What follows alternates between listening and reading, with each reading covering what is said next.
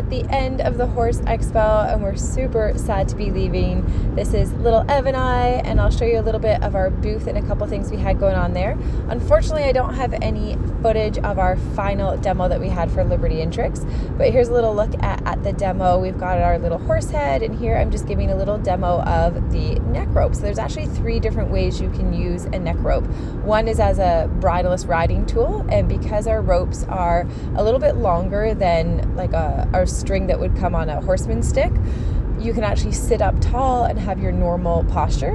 And then if you fold it in half like that, it becomes a neck collar. So that's how we were doing a lot of our demos.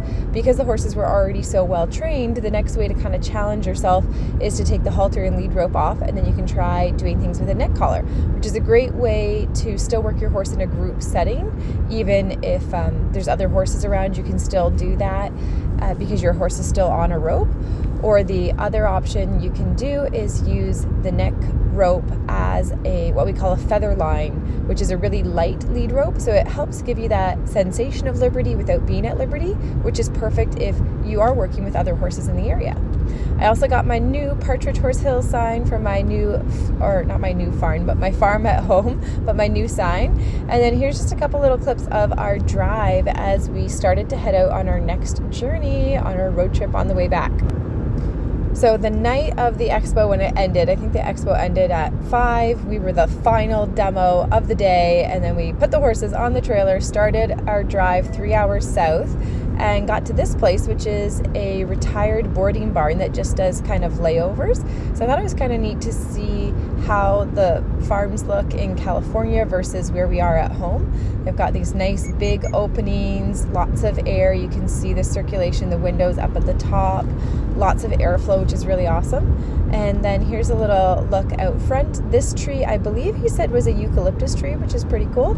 And then here's a little look around their farm. They've got a round pen. And then this is how a lot of the horses are kept that we saw in California or in Arizona, Nevada, those hot places. The horses basically had these covered outdoor pens. They're kind of like large outdoor stalls, and they're covered, which it gets really hot, so that's awesome that it's all covered. But I thought it's interesting that we didn't really see pasture.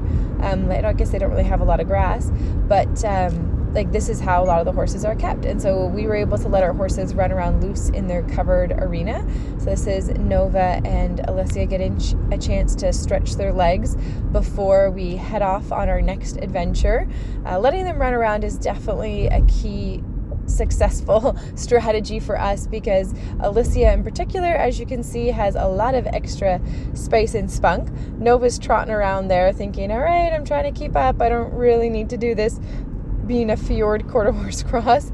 And then we've got Alicia who's just motoring. It's like, all right, I get to stretch my legs. And I think this is a really key thing for people who struggle with their thoroughbreds or their horses that tend to have a little bit more energy, is are you giving your horse ample time to stretch their legs, move around, and have time without you being there? Because they need more sometimes than what we have to offer. They need time to just kick up their heels.